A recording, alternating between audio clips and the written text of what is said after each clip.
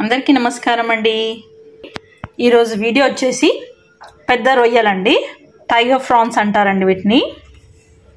1 kg రొయ్యలు తీసుకుంటే ఈ క్వాంటిటీ వచ్చిందండి.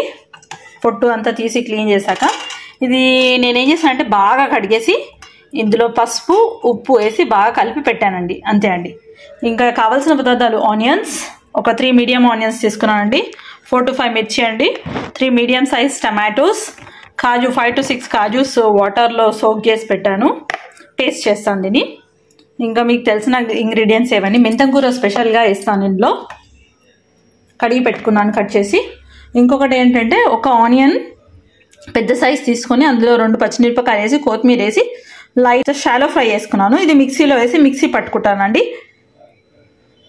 స్పూన్తో 2 టేబుల్ స్పూన్స్ ఆయిల్ వేసాను, ఆనియన్స్ వేసాను, ఆయిల్ వేసాను, కాజు వేసాను, ఆనియన్స్ వేసాను, మిరపకాయలు కొత్తిమీర, అందులో కాజు వేసి మిక్సీ పట్టుకుంటానండి. మిరపకాయలు వేసాను, ఇందులో మెంతం కూర వేస్తానండి. ఇప్పుడు పేస్ట్ చేశాను కదా, ఇది వేస్తాను ఎందుకంటే దీంతో పాటు ఇది కూడా మగ్గుతుంది. ఆనియన్స్ పేస్ట్, కాజు అన్నీ కలిపేసాను కదా. కొత్తిమీర ఏంటంటే జస్ట్ ఫ్లేవర్ కోసం యాడ్ చేశాను. ఈ పేస్ట్ అంతా ఇందులో నేను యాడ్ చేసేస్తున్నాను. ఆనియన్స్తో పాటు అది కూడా మగ్గుతుంది. కాకపోతే మనం ఆనియన్స్ని కొద్దిగా ఫ్రై చేసి పేస్ట్ చేసుకున్నాం కదా, తొందరగా అయిపోతుంది. కావాలంటే వేసుకోవచ్చు అండి, లేకపోతే కాజు పేస్ట్ వేసుకున్నా సరిపోతుంది, ఆనియన్ పేస్ట్ వేసుకున్నా సరిపోతుంది. కొద్దిగా కరివేపాకు వేస్తున్నానండి. చూడండి ఆయిల్ రిలీజ్ అవుతుంది కదా. ప్రాన్స్ చూసారండి పెద్ద పెద్దగా ఉన్నాయి. టైగర్ ప్రాన్స్ అంటే పెద్ద ప్రాన్స్ అనమాట ఇవి. టైగర్ ప్రాన్స్ ఇందులో వేసేస్తున్నాను. ఇది ఒక 2 పీసెస్ తింటే చాలా ఎనఫ్ అండి. 2 to 3 పీసెస్ ఫుల్ అయిపోతుంది మనకి. అండ్ ఇవి ఇంత లావుగా ఉండడం వల్ల ఏంటంటే టెండర్గా ఉంటాయి, జ్యూసీ ఉంటాయి. ఆ గ్రేవీ మనం వేసేది ఆనియన్ పేస్ట్ టమాటా పేస్ట్ వల్ల గ్రేవీ వస్తుంది కదా, అది ఇందులోకి వెళ్ళి సూపర్గా ఉంటుందండి. మీరు ఒకసారి ట్రై చేసి చూస్తే తెలుస్తుంది మీకు. పసుపు యాడ్ చేస్తున్నాను అండి ఇందులో కర్రీలో. సాల్ట్ ఆనియన్స్లో కొద్దిగా వేసాను కదా, ఇంకొద్దిగా సాల్ట్ యాడ్ చేస్తున్నాను, సరిపోయే సాల్ట్.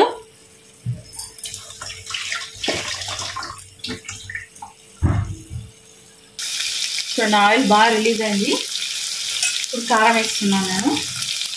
నేను కారం కొద్దిగా ఎక్కువ వేసుకుంటానండి, మీ అకార్డింగ్ మీరు కారం వేసుకోండి. నాన్ వెజ్లో కారం ఉంటేనే బాగుంటుంది.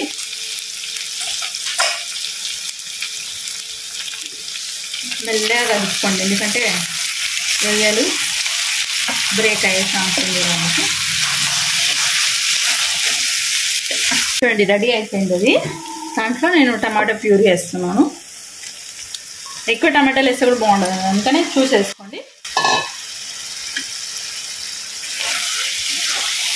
థ్యాంక్ యూ ఫర్ ఎవ్రీవన్ అండి ఫర్ సపోర్టింగ్ మీ. నాకు ఎవరైతే సపోర్ట్ చేస్తున్నారో థ్యాంక్స్ అండి, పేరు పేరున థ్యాంక్స్ అండి. కొద్దిగా వీడియోస్ అన్నీ చూడండి, నా పాత వీడియోస్ అన్నీ, కొత్తగా వచ్చిన వాళ్ళు పాత వీడియోస్ అన్నీ చూస్తే మీకు ఐడియా వస్తుందండి. నేను ఇంకా బెటర్ అండి. మీరు నాకు సపోర్ట్ ఇవ్వండి, please subscribe my channel. Me support వల్ల నాకు మోటివేషన్ వస్తుంది, నేను ఇంకా మంచి మంచి వంటలు చేసి చూపిస్తానండి.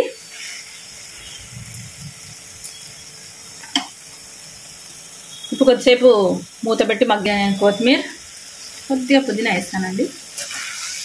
ఇప్పుడు మంచిగా ఉడికి మనకి గ్రేవీ వస్తుందండి.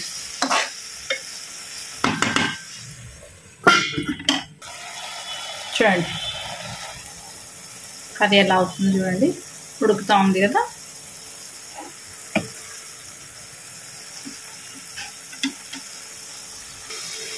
అయిపోయింది. లాస్ట్గా ధనియా పౌడర్ వేస్తున్నాను, 1.5 స్పూన్, చిన్న టేబుల్ స్పూన్ తోటి 1.5 స్పూన్ వేసుకున్నానండి. అలాగే కొద్దిగా గరం మసాలా,